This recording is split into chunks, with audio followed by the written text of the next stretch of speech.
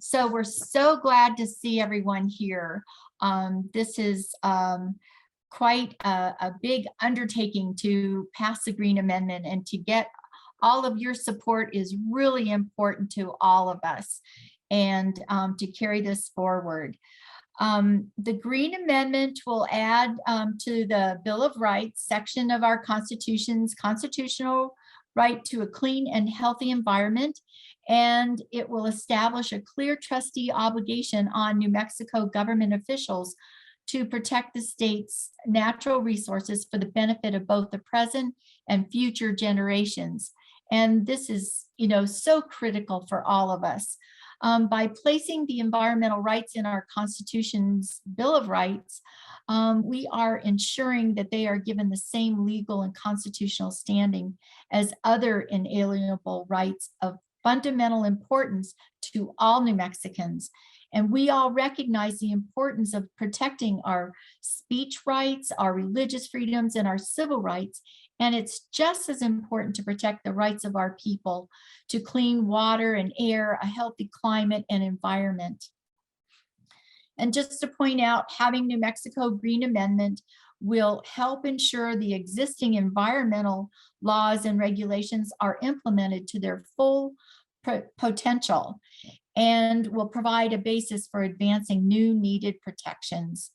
And it will also make it clear that protecting environmental rights is the duty of all government officials, not just our legislature. And the amendment will not undermine economic development in our state. It will just make sure that economic industry and business growth has to protect our environment, and which is itself essential to a healthy economy. And it's essential for the health, safety, and happiness of all New Mexicans. And so with that, I'd like to introduce, which I should have at the very beginning. Okay, there we are.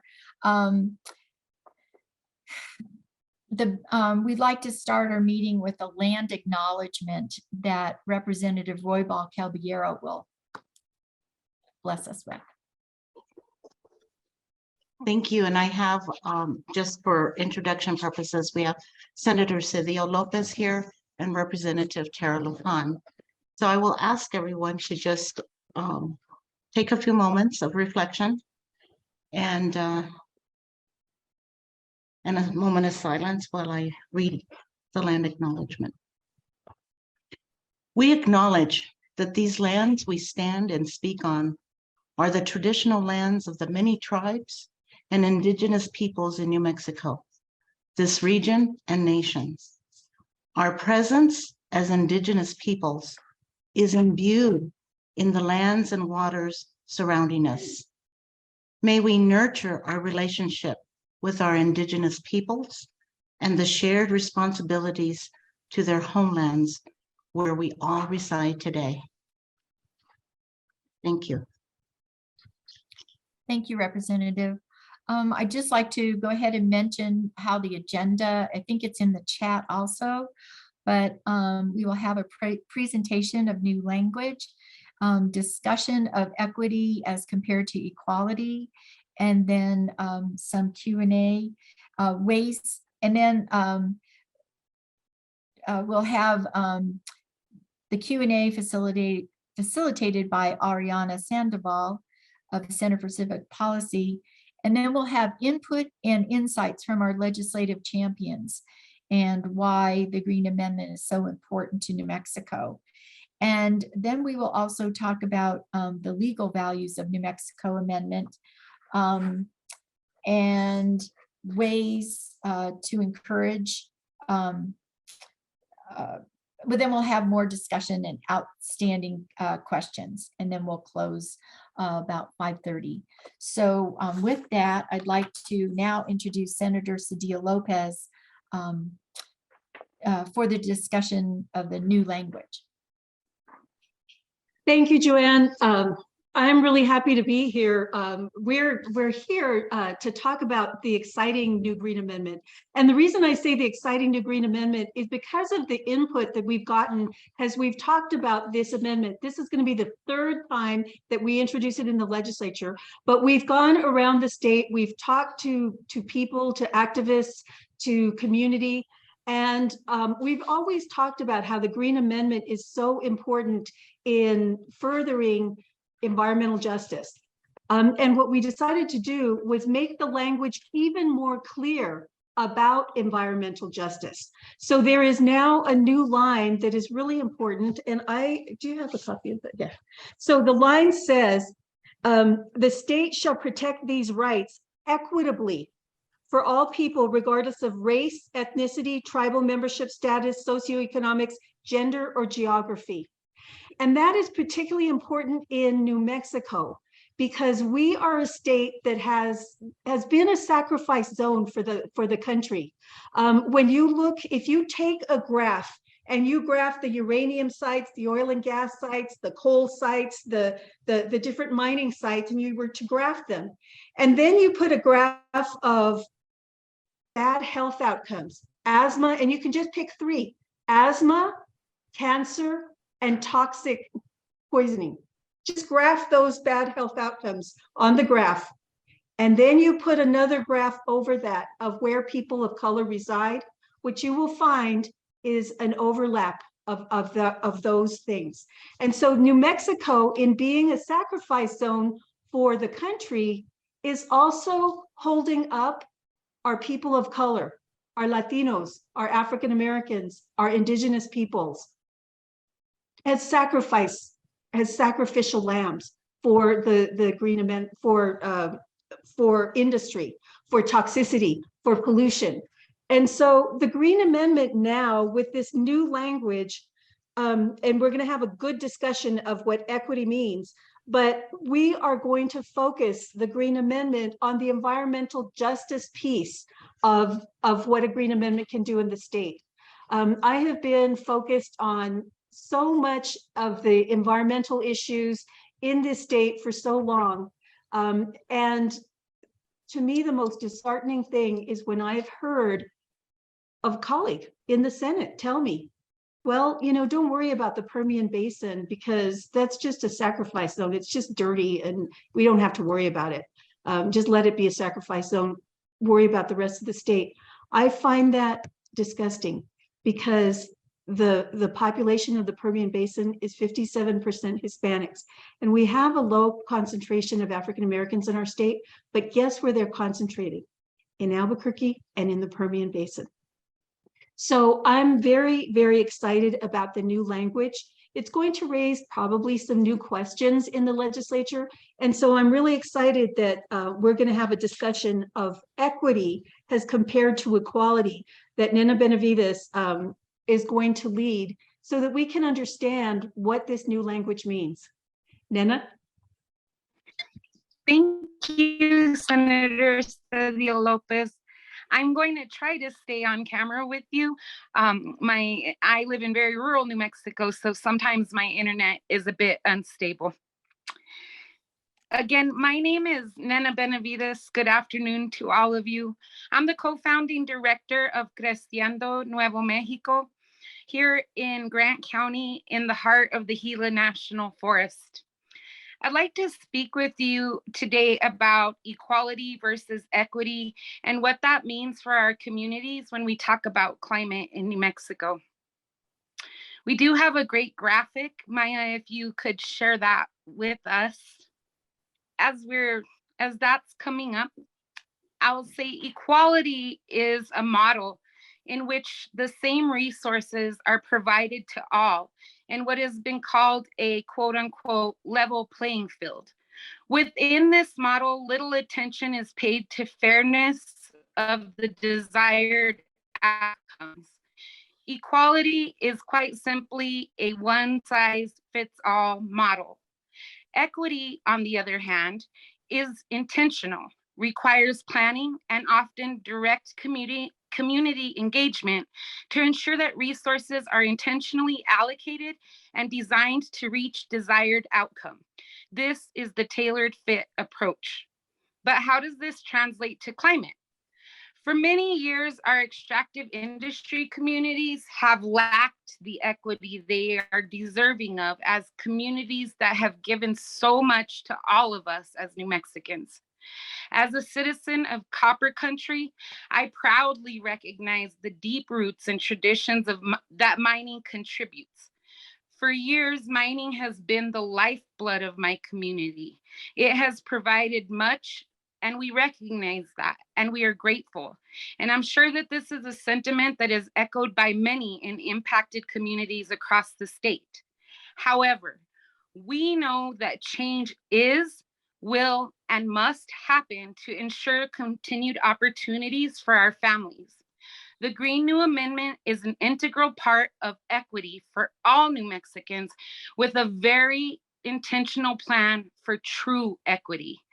Support for the Green Amendment is support for our workers, families, and overburdened communities, and recognition of the sacrifices that they have made, including at times the sacrifice of clean air, clean water, and access to lands. Though we can never truly repay this, we can create bridges to new ideas, legislation, and protections that prevent further harm. Furthermore, we can honor the traditions and cultures of New Mexico's extractive communities by prioritizing opportunities for workforce development and education centered around our future transition to renewable energy sources. The Green Amendment honors our people, our way of life, and importantly, it honors our land and our state. It ensures that our people and the generations to come will truly know and experience the land of enchantment with our big, beautiful skies, our wild and scenic river, and all the resources needed to live as New Mexicans who are prosperous, healthy, and whole. Thank you. Thank you so much. That's such a good way to explain and help us understand those differences. Next, we'll invite feedback and questions, and this will be facilitated by Ariana Sandoval. Thank you, Representative Ferrari. Hi, everyone. I'm Oriana Sandoval with the Center for Civic Policy. I'm based out of Albuquerque. And, you know, as Representative Ferrari and Senator Cedillo Lopez explained before, you know, this Green Amendment has morphed, has changed to get, given the feedback that they've been given through the legislative process and as various communities and leaders across the state have been engaged in this effort.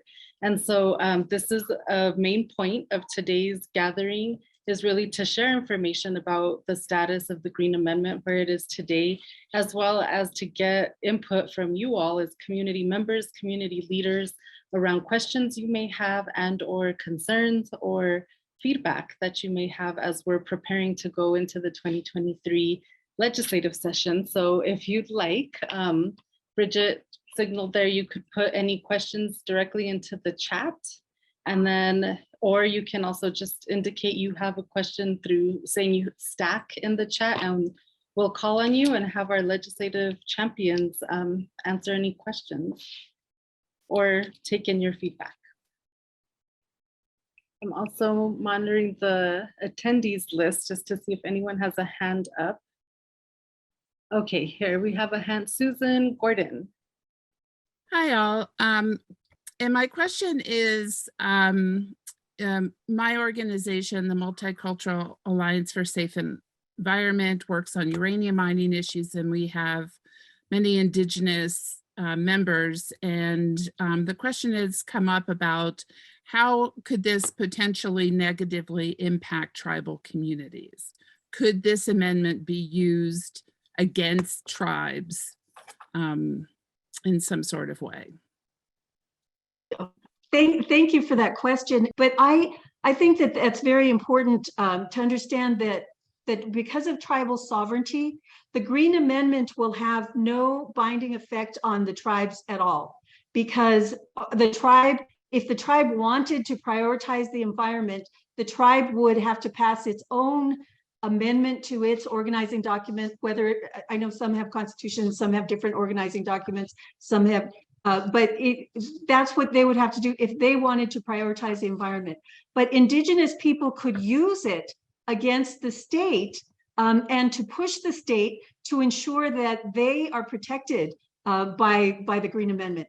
And tribes could also use it to push the state to ensure that lands adjacent to the tribal lands are protected, their air, land, and water. Because what we see now, we see this around with Chaco, is we see adjacent lands desecrating native monuments, Indigenous monuments, without regard to the impact.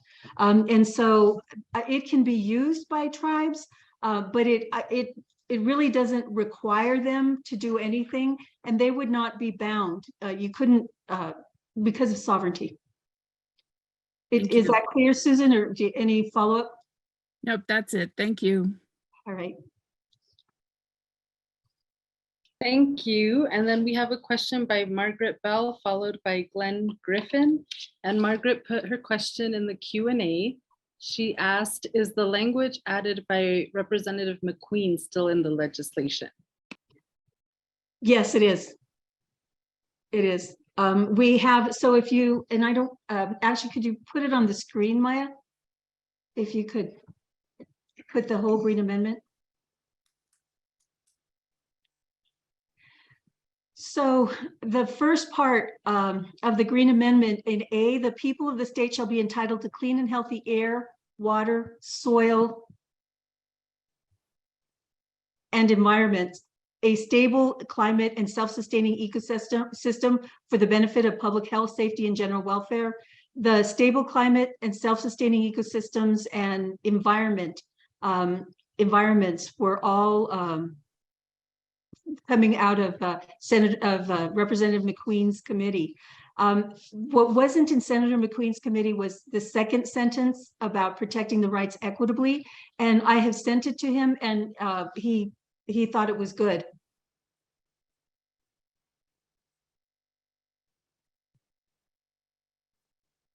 Thank you. Next, we have a question by Glenn Griffin. And Glenn, I noticed you raised your hand as well. Would you like to say your question?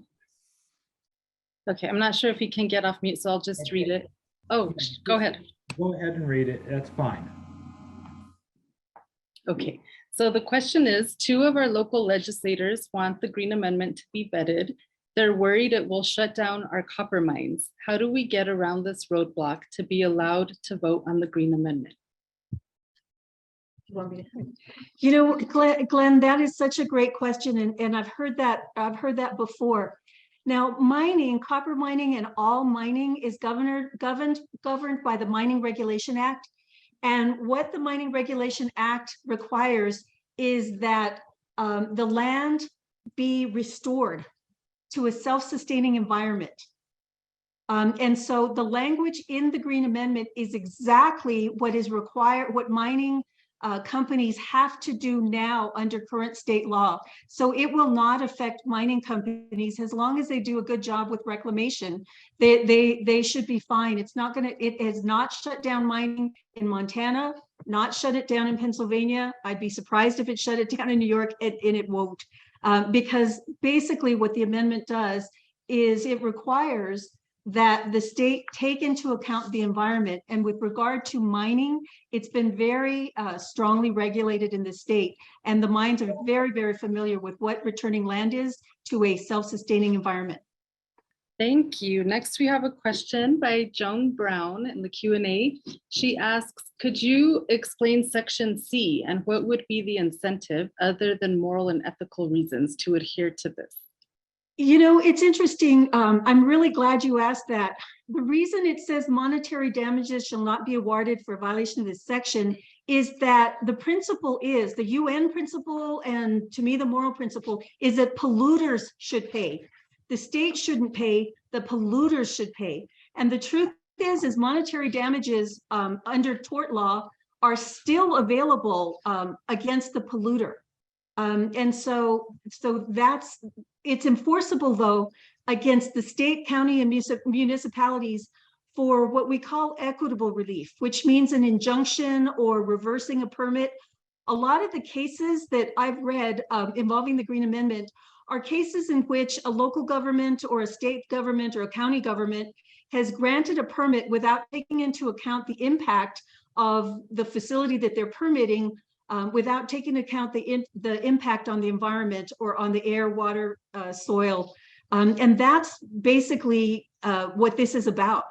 The other part that I always talk about is the legislature will see what the people want when this amendment passes, and it's going to affect the legislature in how they think about legislation. And in addition, it's going to slow down if ever we get a Republican governor, or I shouldn't say Republican, but a governor that's anti-environment. If we get one, it will slow down the reversal of some of the great provisions that the Lujan Grisham administration has passed. And so there are many, many reasons for this amendment, and monetary damages just isn't one of them. If we want monetary damages, we need to sue the polluter. Thank you. Another question from Carol Morrison. She asks, how can you counteract the complaint I heard during last session's hearing from the lobbyists? It's too general and can be used to stop almost any industry development, etc. It's an economic killer. You know, every time we have progressive legislation, they always say it's an economic killer. And so I just have a hard time buying that. But the truth is it hasn't been an economic killer in the states where it's passed before. In fact, I think the opposite. I think if we hold ourselves out as a beautiful state with clean air, land, and water, we will attract clean businesses that don't want to pollute us and exploit us, but businesses that want to help us grow. It sounds like Representative Roybal Caballero also has a comment about that. And I always like to focus on, and many of us do, on looking at the opportunities that are opening up. We know that we're on the path for renewable energy. We know that we're going to be tapping into alternatives in terms of renewable energy, and there are a tremendous amount of opportunities associated with our abundance of solar, our abundance of wind. And instead of locking into arguments of the past, we should be looking forward to listening to the industry and lobbyists and everyone else come and design and plan ways in which we will be building renewable energy for New Mexico and place us on the map towards progress. I think I would just echo what the senator and representative just said. We are in line for some of the biggest economic developments in green resources, green energy, green economy, however we want to coin that phrase. And this just puts us in a place to get to those dollars and get to that industry, into that economic development for our states. And if we're paying attention very closely and looking at the financial availability that could be into New Mexico from the federal dollars, just from the latest act that was passed by the federal government, I think that we put ourselves in a better place and a better opportunity to get those dollars. Thank you. Next, we have a question by Kevin Bigsby. He asks, is there any movement on my suggested wildlife language? It goes beyond self-sustaining ecosystems to a multi-species justice perspective. He also adds, thank you for all your hard work on this legislation. Well, I'll go ahead and ask that. Self-sustaining ecosystem is something that we have really talked a lot about, particularly because it already exists in the Mining Acts. And there's a real defined, when people complain about being too vague, I always point to that provision and say, this is very well defined in New Mexico, and we know what it means. The Environmental Health Department the Environmental Department knows exactly what it means. So a self-sustaining ecosystem includes wildlife as well. It doesn't exclude wildlife in any time you do a reclamation plan. And so we felt that adding wildlife was kind of redundant and would kind of raise concerns. So that's pretty much the discussion we've had, but we take that input into account. We're always open to hearing it, but I'd be happy to have a longer discussion with you and sit down with you and look at the law as it exists now to see if you think it's enough to protect wildlife. And also if we adopt the indigenous way of life and looking at things, which is ultimately what we're connecting to with the Green Amendment and the language, then we all know that by protecting and sustaining our ecosystems, it means we need to have what the first clause says, that everyone will be entitled to clean, healthy air, water, soil, and environments. And when we talk about everyone, it's all living, all those that are living off and benefiting from our air, land, and water.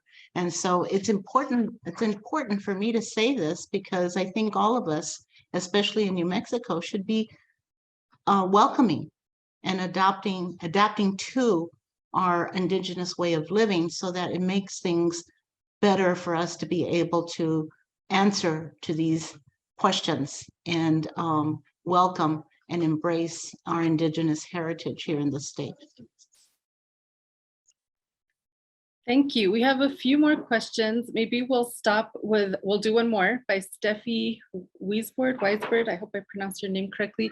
And then you can see Francis Gonzalez and Glenn Griffin have a few more comments in there. We will have a chance further on in the agenda to continue the discussion around questions and feedback. So maybe we can pick up those additional questions in that period. But to finish off, is there any possible way the Green Amendment could be used to prevent water mining and developers from taking water from an aquifer for new development or to deliver it to people in other parts of the state?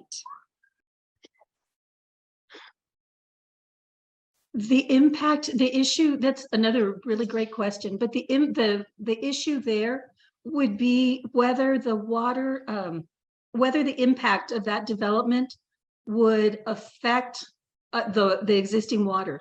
Now they're supposed to take that into account now, but we know that it's that there's a lot of push against the state engineer. We also know that the state engineer has been pushing back and there's been litigation about it. So what would be great about the amendment is this would be another thing to point to about the problem with that kind of using water. I don't know how to describe it, using water in a way that it's not meant to be used. And so the Green Amendment would be another thing to push out, to look at and to point to. So, you know, specifically, like I would say it would be a supplement to existing law because existing law already is supposed to prevent that. Thank you. And I also wanted to invite Maya in for some additional input and feedback. So I think we got past the moment, so I'm good. And I'll just cover it when I do the law part, but thank you. Rep. Ferrari, I think you're muted. Yes, I was. Thank you. I'll have to get used to this again. So thank you. And now we'll go to input and insights from our legislative champions. I know we've all been speaking already, but is there any input of why you think the Green Amendment is so important to New Mexico? And are there things people can and should do to help spread the word? Thank you, Representative. First of all, for being a leader along with Senator Cedillo Lopez on this constitutional amendment. It's been great to work alongside you and learn so much about what we are doing with this amendment and the intentions behind it. And I would say, you know, to establish a healthy environment in the inherited, you know, nature of what it means for our liberties, for our rights, much like our religious rights are in place. This would put in place the rights for clean air and clean water and a clean environment. And I think that it is long overdue. I think that we have taken advantage in the social justice aspect of things, of our cultures here, of our indigenous populations in our state. And I think that we have suffered enough. And I think we need to put into place, into action, those protections, just like we did for our other Bill of Rights that we have. And I think that we laid out the foundation for this with the state's Civil Rights Act that we passed in 2021. This really puts us on course to implement this for our state, and I stand behind it because of the social justice issues that would be that would put in those protections for those rights. So thank you for the time to talk, and I think us getting the word out is what we're doing today. Thank you. I'll go ahead and follow. And I want to first say thank you and acknowledge where we are right now. We rushed in here. We're at the University of New Mexico School of Architecture, but most importantly, the Indigenous Planning Institute, which is one of the premier institutes on campus. And I wanted to just make sure I give thanks to Dr. Tetahola, Chelsea Begay, and all the staff for letting us pop in right across the street from where we were before. And I also mentioning it's not by coincidence that we had a visit by Vice President Kamala Harris just a little while ago. And we were talking about our constitutional right. Women have the constitutional right to not have a discussion of reproductive health or abortion in the public light, because we own our bodies and because we have the right to make those decisions. Well, it is the same in terms of the Green Amendment and what we're proposing with the Green Amendment. We're talking about an entitlement. We're talking about a constitutional right and an entitlement to our air, our water, and our lands. Clean air, clean water, and clean lands. And that's exactly what is so very important. And also, if we continue, as I said earlier, and we frame ourselves within the indigenous way of thinking and knowing in our state of New Mexico, then we embrace those as being our sovereign rights, not just as indigenous peoples, but our sovereign rights as a public, as a people that are protected under the Constitution. So it's the same framework, probably even more importantly, because as I've said before, if we don't have these protections without a planet, what else matters? And I think that's really the bottom line. Thank you for this opportunity. We're happy to engage further and have any other questions. And I want to add that we, because of this visit by the Vice President, I'm not sure if they'll be able to sign on, but Harold Pope, Senator Harold Pope and Senator Shannon Pinto are also wanted to be here till this last minute opportunity to see the Vice President. But we had, last year we had, I believe it was 24 legislators sign on the Green Amendment. And I think it's because they wanted to be part of history. And they wanted to be part of protecting our beautiful but environmentally fragile environment. And so I would want to encourage you, if this is something you believe in, encourage your legislators to sign on and ask them to be part of history, to really take a stand in protecting our state's environment. That's great. And I'd also just like to add that, you know, because we have just 2 weeks left to ask all the candidates, you know, if they would support the Green Amendment on either side of the aisle, and, you know, ask them and tell them why it's so important to you. So thank you. Let's see, we now just like to get a few comments the New Mexico Environmental Law Center was going to be here, but couldn't. And so if Maya, could you weigh in the legal values of a New Mexico Green Amendment? Sure. So I'll do it really quickly, but just want to also let people know that, of course, going into the session, we'll have some training sessions. So we'll go into a real deep dive on how the New Mexico Green Amendment is going to be a powerful benefit and value. But just in terms of broad strokes, and to also address some of the questions that we've had in the Q&A in the chat. First off, the most important thing, right, is that the Green Amendment is going to lift up the rights to clean water and air, a stable climate and healthy environment. So they do have the same legal and constitutional standing as the other fundamental rights we hold dear. And as I expressed to people, and if you've heard me speak before, you've heard me say this, we all know how powerfully our rights to free speech and freedom of religion are protected because they are recognized and protected in the Bill of Rights section of our state and federal constitutions. Well, that same incredible power now comes to bear for our right to a clean, safe, and healthy environment. Representative Royal Caballero mentioned the Supreme Court decisions that we've seen come down around bodily autonomy. We've also seen them come down around the environment and protecting the climate, as well as around issues of gun rights. Well, what those Supreme Court decisions really highlight for us is if we want to protect a right, we have to be clear and explicit about it in the appropriate section, the Bill of Rights section of our Constitution. We can't count on our legislators or the judiciary system to read into less than clear language something that we might believe belongs there but isn't explicitly stated. So we don't want to leave anything in doubt. And what this New Mexico Green Amendment is going to do is going to be very clear and very explicit that a clean, safe, and healthy environment is a fundamental right to be protected at that highest level. What this will mean legally is it's going to provide a powerful foundation when our legislators and our regulators want to do better, right? They want to create new law, new regulations that are more protective.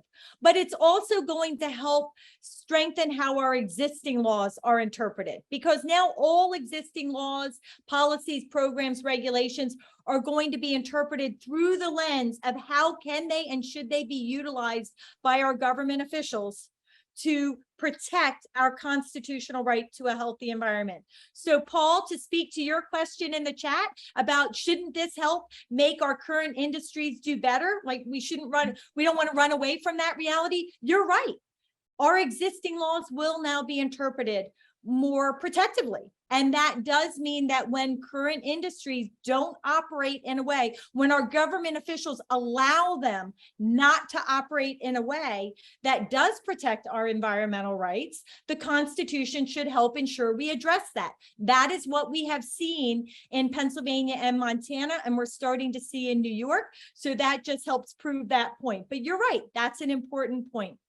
The amendment's also going to help us fill gaps. So if there are gaps in the law, there either is an absence of law, like in the case of PFAS, or there are loopholes in the laws, right? There are exceptions and exemptions that allow dangerous industries to sort of plow on through and inflict their devastating harm. Well, when those harms rise to a constitutional level, we can turn to the Constitution to fill the gap, to fill the loophole, to address the problem. In the environmental justice arena, the Green Amendment is going to be very powerfully helpful because now when we can, first off, it's going to make sure that government decision-making must consider existing conditions and cumulative impacts and whether or not there is going to be a disproportionate, inequitable ramification from things that are happening. So it'll help ensure the decision-making process puts us at a better outcome.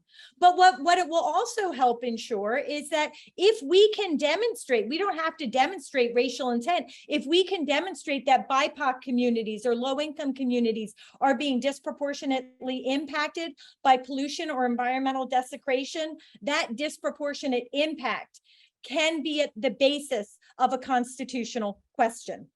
In terms of frivolous lawsuits, what we have seen in Pennsylvania and Montana is 3 to 10 lawsuits a year are going into the court system. That's when we look over the life of those two states. In November of 2021, we were successful in securing a green amendment in New York State. And true to those numbers, by my count, we have 3 or 4 cases that have been brought over the course of the year, testing their new amendment. So none of the lawsuits are frivolous, number one. And number two, even these really important lawsuits are at the lower number because a constitutional challenge is a higher bar, and lawyers are not just cavalierly pursuing litigation. They want to pursue meaningful litigation and serious litigation. And then just the final thing, of course, the Green Amendment is very powerful legally. And every time we test it, we set good precedent that helps inform how it's going to move forward. But it's also very empowering for our advocacy, because now every time we rise up to fight for our environment and our environmental rights, we're also fighting for a constitutional right. And that really is very empowering from an advocacy perspective as well. So, and I see that Senator Pope has joined us, so maybe we can add him now to the agenda, even though I hopped over you, Senator, for a second there. Yes. No worries, and no worries at all. I apologize. Thank you, Senator Pope. We did have a discussion where legislative champions can ask why or mention why you think the Green Amendment is so important to New Mexico and the things that people should do to help spread the word. Sure, and I hope everyone can hear me. I apologize, I'm on my phone and I'm outside. But for me, this is just putting in the Constitution protections for our air, land, and water. I think we all know that we have our leaders and elected officials that, will do the right thing. But this ensures that we always have those guardrails. We always have those protections, no matter who is in there, who is leading our state. And so that's why this is so important to me, because we need those types of protections. Just like we have protections for our civil rights, we need protections for our environment. And the arguments made that there's going to be all these lawsuits and people are going to be, our states, members of our state are going to be suing and stopping economic development or us moving forward. I just don't like that argument, because the reality is that if we're doing right by our environment, protecting our land, air, and water, then we don't have anything to worry about.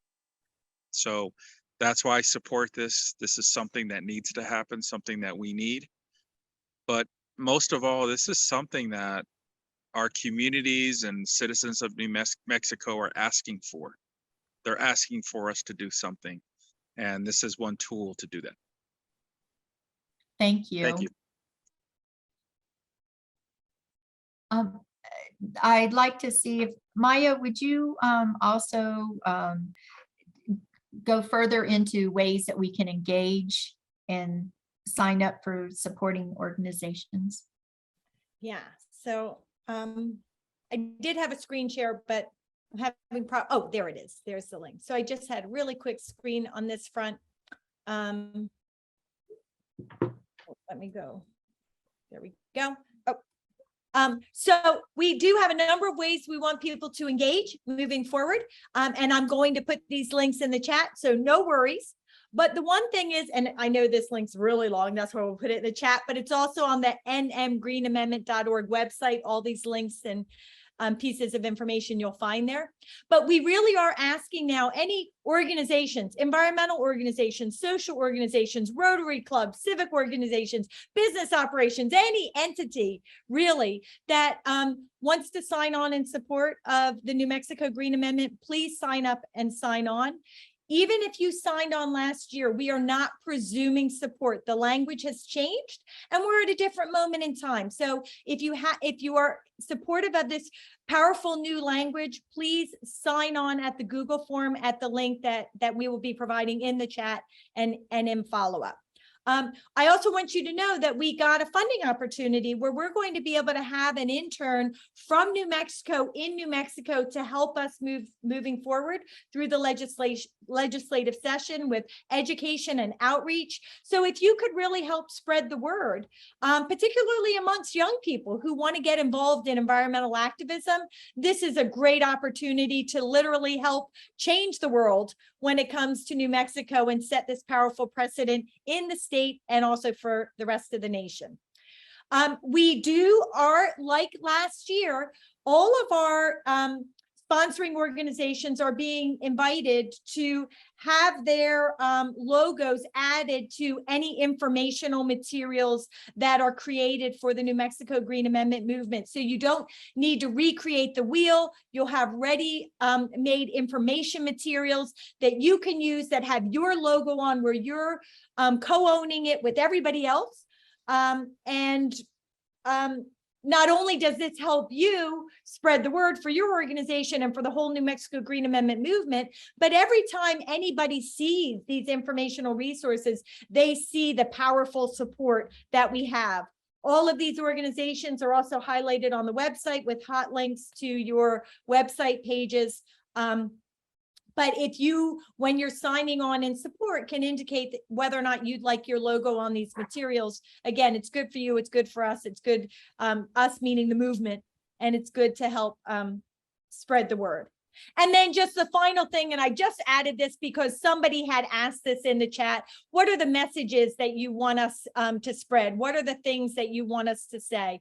And the thing is these materials, all have the messages and the messaging, but also we will be having, as with previous years, we will be having training sessions where we will talk about the amendment language, how the amendment works, answer your questions, but most importantly, help you feel as comfortable as possible in being a leader in the community in New Mexico to spread this word, so that you'll help us develop the messaging, you will help deliver the messaging, and you will be the champions that make this happen in the state of New Mexico. So on the action page at www.nmgreenamendment.org, you'll learn about those training sessions, but of course we will also be emailing everybody directly. And so that's another way to get engaged. Just get involved in every one of those opportunities.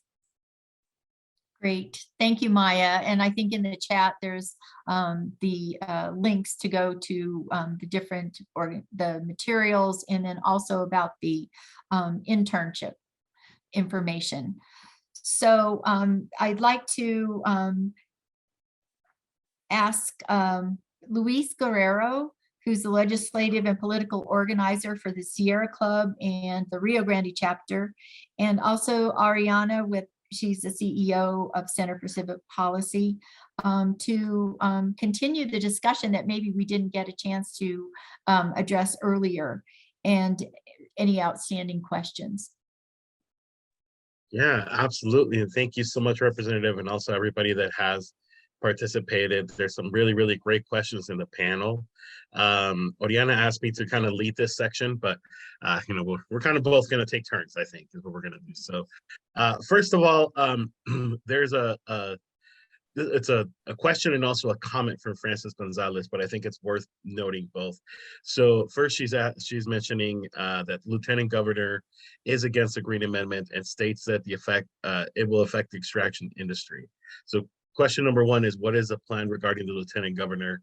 And then the second part of what she wrote in the Q&A is that you know, suggesting that we also meet with extraction industries ahead of time so that they don't send their lobbyists to help kill the bill. So I think, you know, that part's, I think, really important to hear. But yeah, I guess maybe if any of the legislators want to take the question on the Lieutenant Governor. I think we and you all need to talk to him and just tell him that's just not true. It's not going to shut down the extractive industries in the state. They've been around for a long time. They're not going anywhere. As long as there's a market for them and as long as they operate cleanly, they're not going to have any problems with the Green Amendment.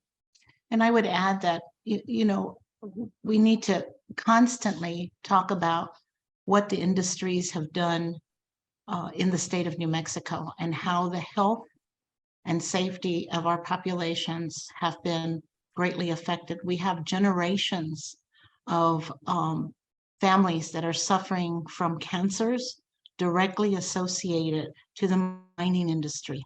We have a mining industry that has been predominant in the northern as well as the southeastern and southern area. So we need to be always reminding those that are in opposition that this Green Amendment is part of a greater protection, but the best protection we can have against having our lands and water and clean air invaded in a manner that's going to harm our bodies and our health. And that's so incredibly important, because even from the area where the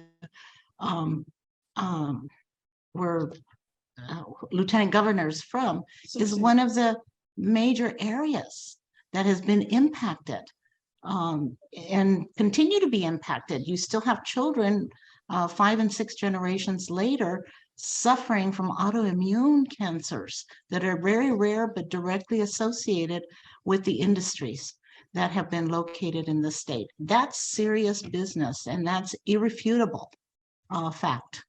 And we also, Francis, it's such a great question and so helpful, because I hadn't been aware that he'd spoken out against it, but we're also speaking in Grant County when in about a week, I think. Yeah, in the beginning of November. Yeah, at the beginning of November, we'll be speaking at the Grant County Democratic, their Grant County Democratic meeting.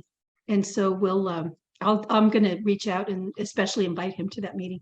And then remind everyone, and including our Lieutenant Governor, that the populations that have been adversely affected have been poor populations and poor populations of color, which are predominantly present, combined, all indigenous populations and Hispanic populations combined in the state reach close to 70% of the populations. So the adverse effect on these populations is, again, an irrefutable fact. And thank you, Francis, for bringing this up, and whatever other information we can provide to help arm our communities as these arguments are thrown out at us. And we will do our best to continue to inform and educate our Lieutenant Governor together with everyone. Thank you. And I'd just like to add that we aren't saying that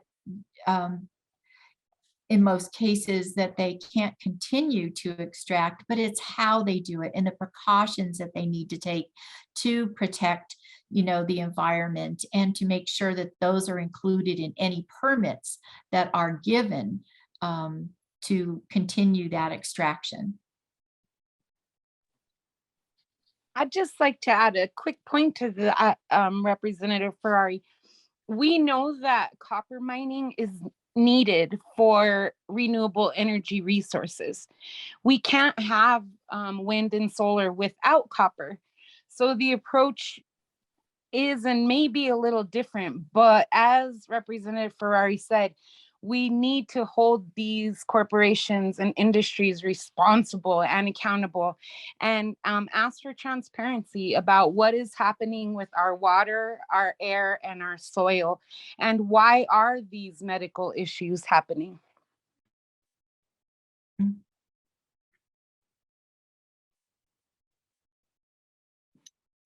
Great, thank you. Next, we have a comment by Glenn Griffin in the Q&A. He says, Freeport plans on pumping groundwater for 100 years, so they don't have to return the land to a self-sustaining environment. Recent Metal Mining Division hearings on one pit expansion had the MMD saying Freeport had failed in their reclamation. They intend to let their deep pits fill in with hundreds of acre-feet of groundwater, toxically polluted with pH1 heavy metals. I don't know if any legislators have comments on that, but thank you, Glenn, for sharing. That feels like an advertisement to me for the Green Amendment. Oh gosh, that's really disturbing to hear about. The only thing that I want to offer is when we're talking about such long-lived harms is that's another reason why the generational language is so critically important, because it really forces our government officials not to just think about the near term, but to think about the long term. Yeah, thank you so much, legislators, for commenting on that. We have another comment as well from Kirsten Kairos, who says that having been an assistant to a wilderness outfitter, I know firsthand that the Forest Service has not been keeping up the cisterns for the wildlife. The wildlife does need to be protected as well. All living beings need access to clean water, soil. I think, love to hear your comments on that. I think, like the senator said, it's an advertising for the Green Amendment as well. That's why we need it. We're both like, well, Okay, go ahead, we're both saying yes. Yes, Yes. that's exactly the and reason. Exactly. Another thing to point to. Another argument. Thank you. Next, we have Paul Gibson, and he has a couple questions. I'm going to go to the one in the chat first. Paul said, are we risking losing environmentalist support if we shy away from forcing mining operations to clean up their process? Isn't that the point of the Green Amendment?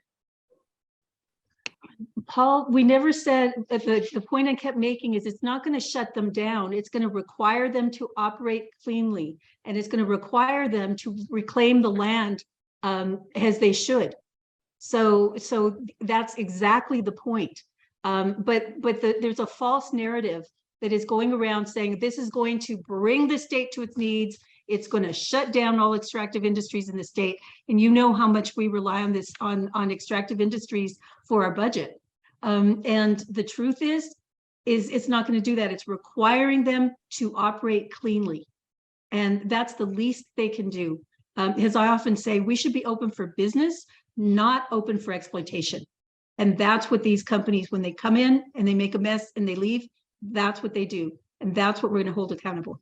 So I appreciate the question, but I think it's really important to emphasize it's not going to shut down business, but it's going to require them to be clean.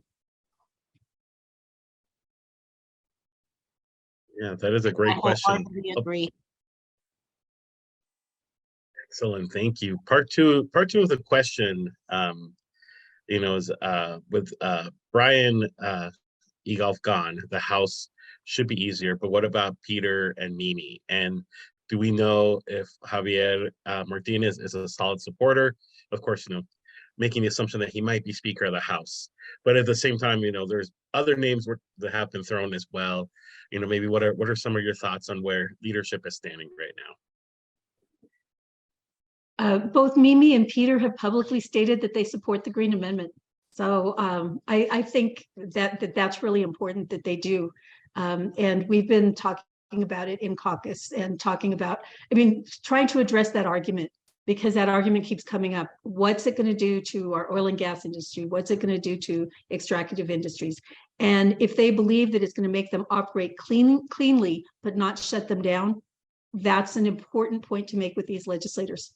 And I'll turn it over to Representative Roybal Caballero for the answer on the House side.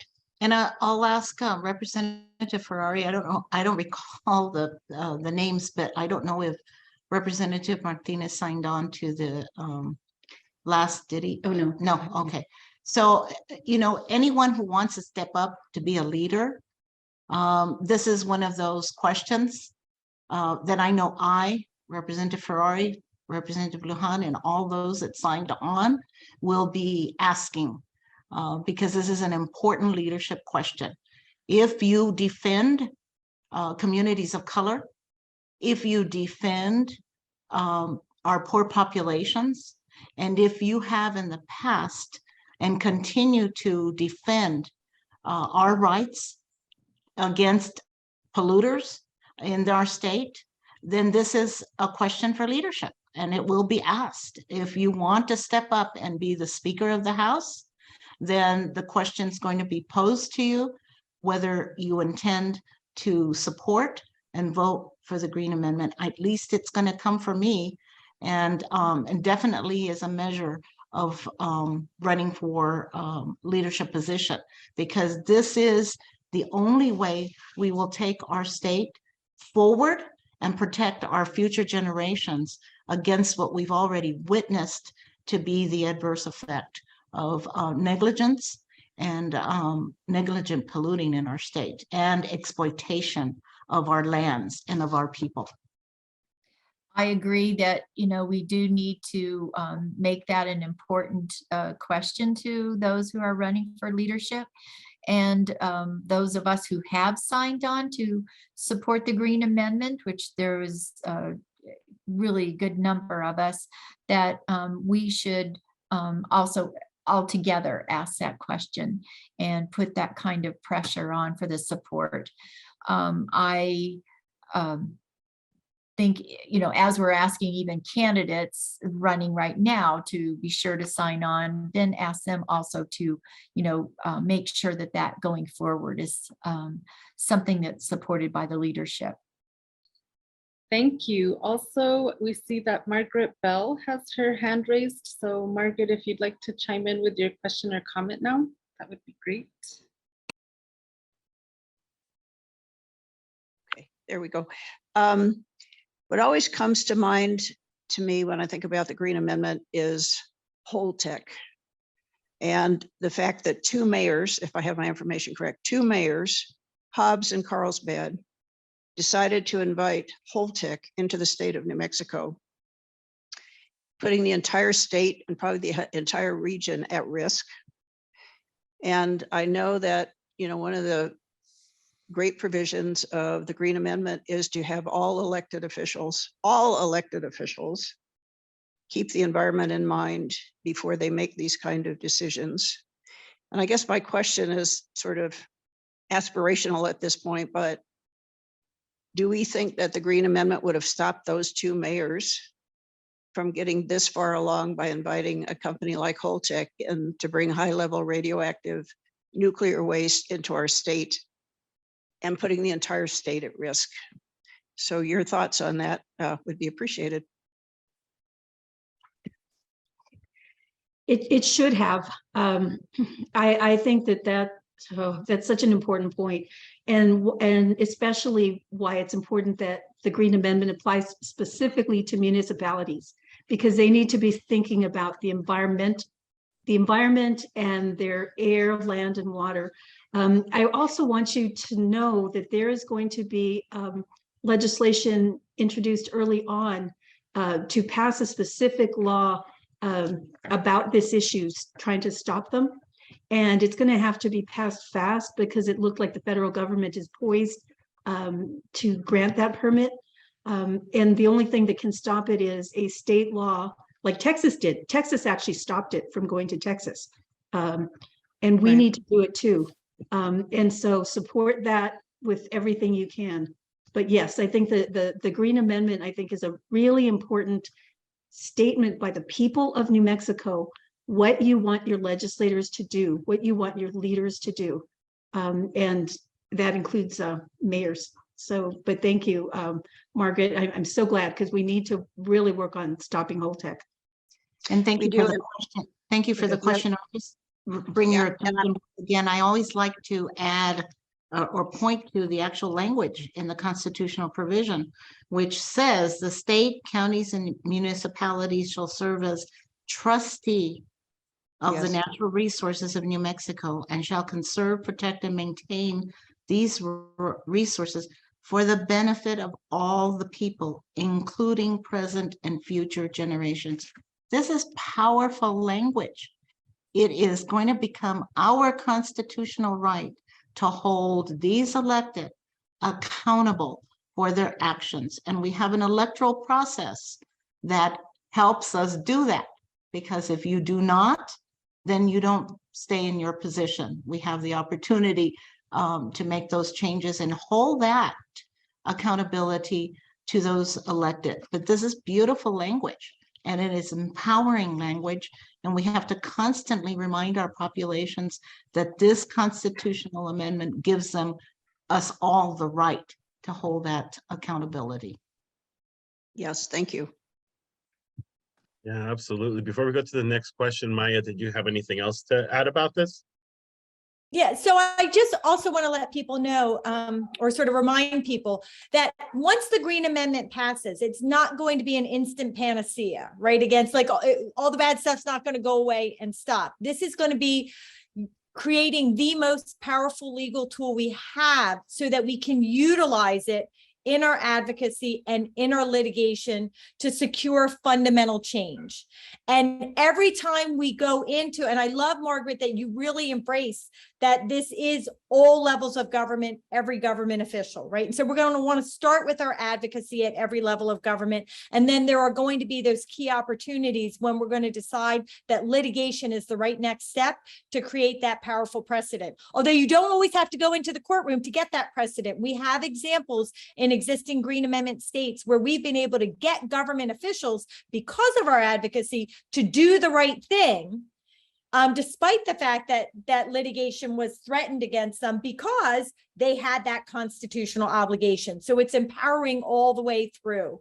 But there are going to be some places and spaces where we're not actually sure how this is going to play out in the first instance. That is where the work is really going to come in of the activists and the advocates once the amendment is passed, making sure that we're utilizing it in that powerful way to set that powerful pathway of progress and precedent with regards to this constitutional right. So we will all have a lot of questions, but we can really think through the most powerful ways we think it will work out. We just have to do the work of making it actually happen. Thank you so much for that. We have another question by Paul Gibson, and then I think there's one more question in chat as well. But first, let's address this one. Paul is asking, is there any way that either the mining or oil and gas industry can do their work in an environmentally responsible manner? If they can't, we need to be honest that the Green Amendment may enforce them to do things much differently and in ways to reduce our profits. Whenever we try to raise lease and royalty rates, they rant about how even a modest increase in rates will kill the industry.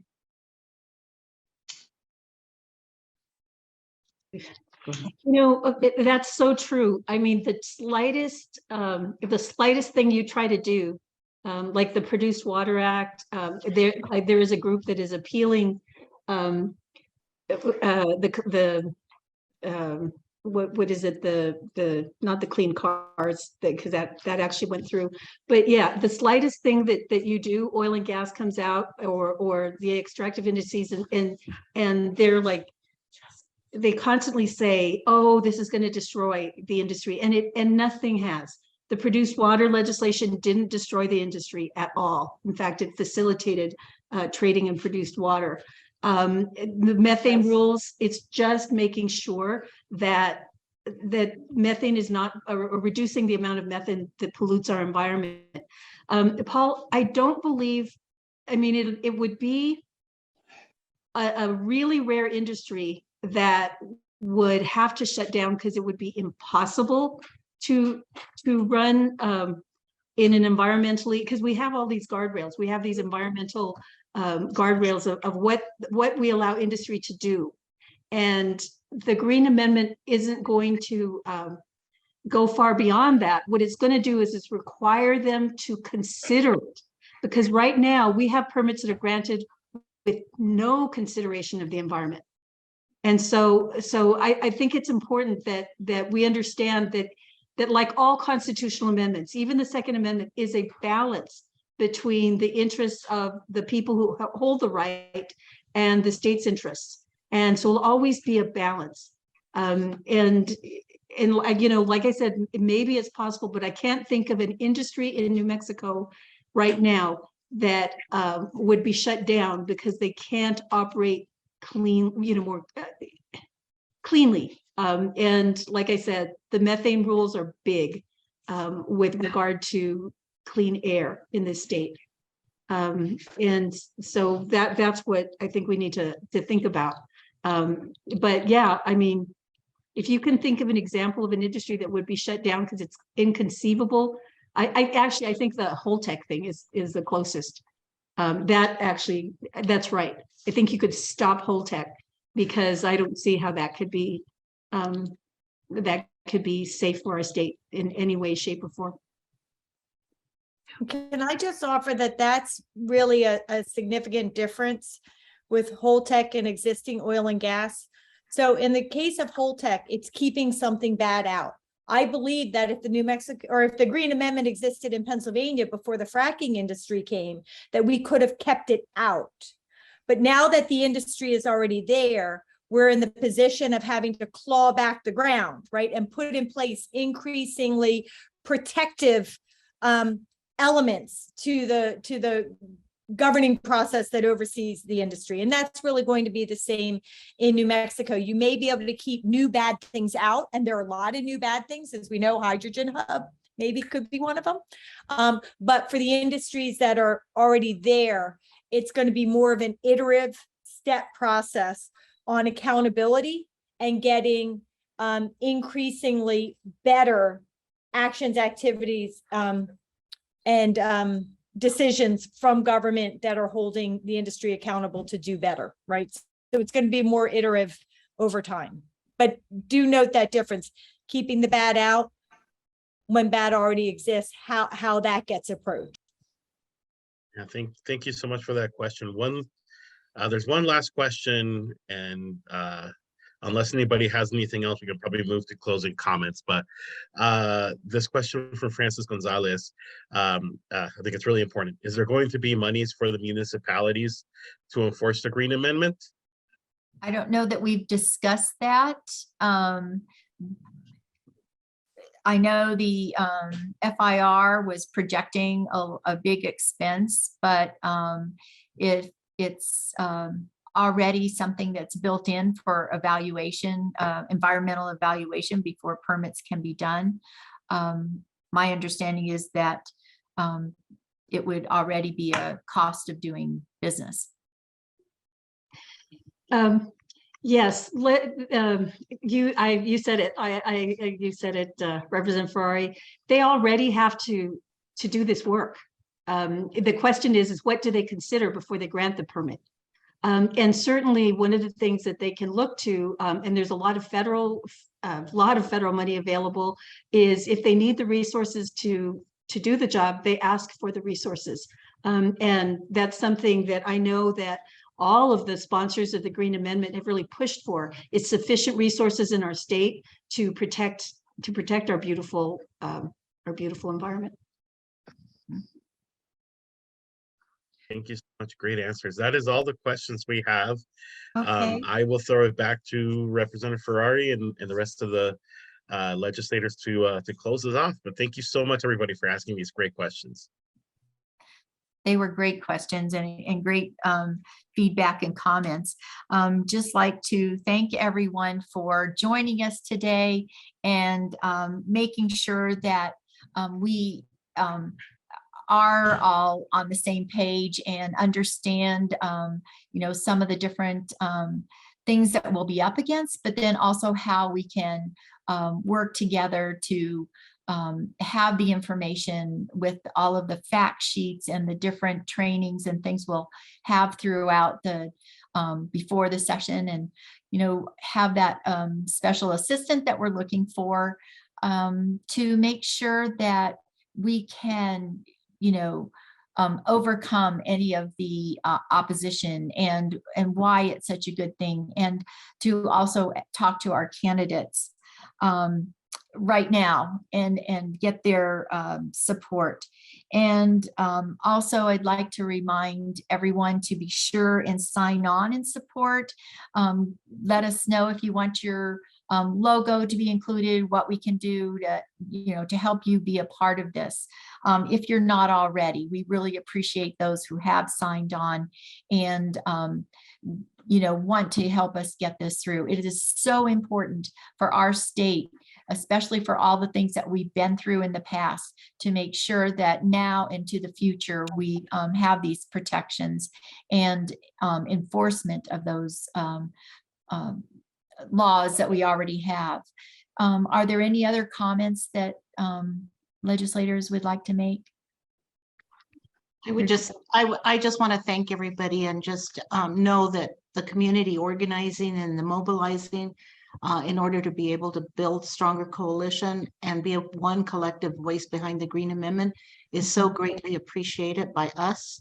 And we welcome your presence with us throughout this. In fact, we feel your presence, and whatever we can do to help build that, continue to build those coalitions at the local level, please call on us.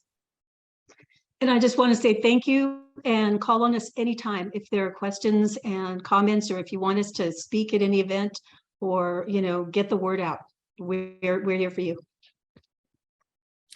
And also, thank you to Maya for, you know, sharing all of her experience of working in other states and helping us go forward with New Mexico's Green Amendment. It is our Green Amendment, but we've learned from what has happened in other states. And so we thank you for that. And also to Luis Guerrero for, you know, being there and supporting and facilitating this, as well as Nena and Oriana. We're so glad that you were able to make it. So, and I guess Senator, he's left, Senator Pope. So thank you all. And we'll just keep working together and get this through so we can take it to the people for them to vote for their own Green Amendment.